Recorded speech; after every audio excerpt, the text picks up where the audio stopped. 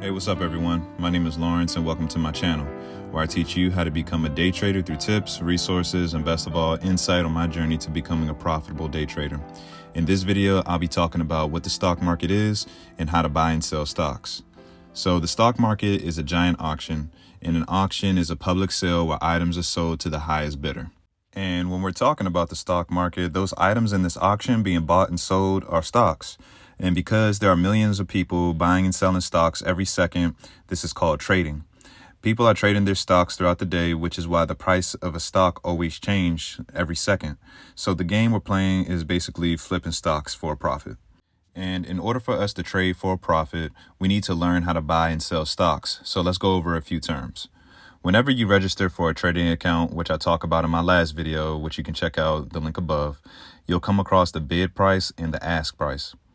Before I go into explaining these terms, to ensure we're on the same page, keep in mind you can only purchase a stock if someone is willing to sell you theirs, and you can only sell your stock if someone is willing to buy yours, just like an everyday transaction. The terms I want to go over are the bid price, which is the highest price a buyer is willing to pay for a stock. Then you have the ask price, which is the lowest price a seller is willing to sell their stock for.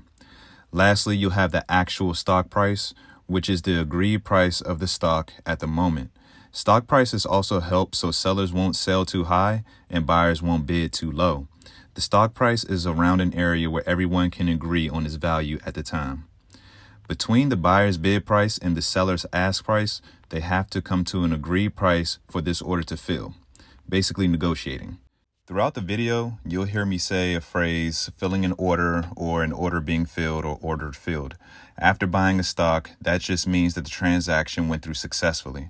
Once the order is filled, the buyer gets their stock and the seller gets their money, hopefully in profit, but sometimes in a loss. And that's what happens every time you buy and sell a stock. Let's put bid, ask, stock price, and order filled in an example for better understanding. So let's say you wanted to buy a Mercedes-Benz C-Class. You get to the Benz dealership and the market price is $60,000. That would be the stock price. You let the car seller know that the highest you're willing to pay for the car is $57,000. This is the bid price. The seller tells you the lowest they're willing to go to sell the car for is $59,000. That's the ask price. Because the seller wants to get rid of the car for a profit and you really want to go home with a new car, y'all have to come to an agreement. So let's say y'all came to an agreement of $58,000. You receive the car and the seller receives the money. The order is filled. In a nutshell, that's the process of buying and selling a stock. I hope that made sense. The next topic that I'd like to discuss is the different ways you can buy and sell a stock. I'm going to cover the two main order types, market orders and limit orders. Before I explain them, keep in mind that some people trade stocks within a couple of minutes and some people trade stocks every couple of months to years. So time is a huge factor when choosing the type of buy and sell order. So market orders are aggressive. They force you into buying or selling a stock immediately at the next available price. Traders who market order in are more concerned about the speed and guaranteed of the trade than getting the best price possible. Scalpers normally use market orders because they want to make a quick trade. They want to buy in real quick to catch a strong price move and sell when the move is over to gain a quick profit. So there's no time to wait for the best price available. Even if they pay a couple dollars above market price, depending on how strong the price move is, it will be worth it. Then you have limit orders. Limit orders are more passive. They allow you to buy or sell a stock at a specific price and the order will be filled at the best price or better. Now, the catch is there's no guarantee that the order will be filled and you can miss a trading opportunity. Investors normally use limit orders if they aren't pressed for time and are willing to wait. Intraday or long-term traders do limit orders only if they have some time on their hands so they can buy at their desired price and get out at their desired price as well. Neither order type is better or worse. It depends on the situation and how you trade.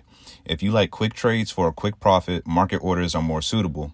If you like to take your time and get the best price in your opinion, limit orders are more suitable. I know it probably sounds like limit orders are the way to go, but keep in mind, trading is more reactive than proactive, meaning we wait for the price to move in a direction first so we know for sure, then we hop in the trade. Using a market order is beneficial in this case because your order will get filled, guaranteed, and you can ride the wave collecting profits until the trend is over. Now, the bad part about using a limit order is 1, The broker will set your buy-in price closer to the bid price. That will cut into the seller's profit, making them not want to sell you their stock.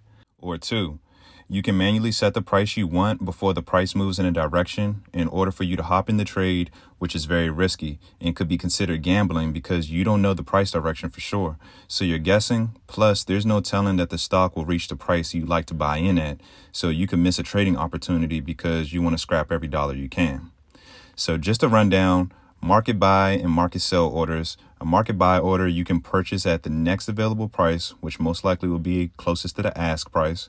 Then you have the market sell orders, where basically you'll sell at the next available price, which most likely will be closest to the bid price. Your order will be filled immediately. You'll have fast execution, and market orders are mainly used by scalpers and day traders. Now, the limit buy and limit sell orders. Limit buy orders, you buy at a specific price or better. You'll have to wait until the price is reached for the order to fill. For limit sell orders, you'll sell at a specific price. You'll have to wait until the price is reached in order for the order to fill. And you'll have slower execution, and the order isn't guaranteed to fill, causing you to possibly miss trading opportunities. Okay, so towards the end of every video that I make, I always put day trader laws, which are key points and good things to remember when trading. Number 1, the stock market is an auction where millions of people buy and sell their stocks every day in hopes of a profit. That's why stock prices change every second. Number 2, market orders are time sensitive and guaranteed, but you won't get the best price. As a buyer, you will pay closer to the ask price, which is more expensive, but sellers are willing to sell you their stock immediately. Number 3, limit orders give you the price you desire or better, but is not guaranteed to fill. As a buyer, your price will be closer to the bid price, making it cheaper, but making it less attractive to sellers because it'll cut into their profit. And for that reason, they won't sell you their stock, especially if the price of the stock is going up. So this can cause you to miss a trading opportunity, but if by some small chance a seller sells it to you, your profits will be maximized. Number 4, trading is a reactive game. Get confirmation first. Guessing is gambling. Number 5, the longer you wait to get into a trade for more confirmation of price direction, the more money you'll leave on the table. The earlier you hop in the trade, the less certain you'll be of the price direction, making your loss more likely. But if you're right, the more profits you'll earn. The latter sounds like gambling. Go with the first option, small gains and more certain wins, and it'll add up over time.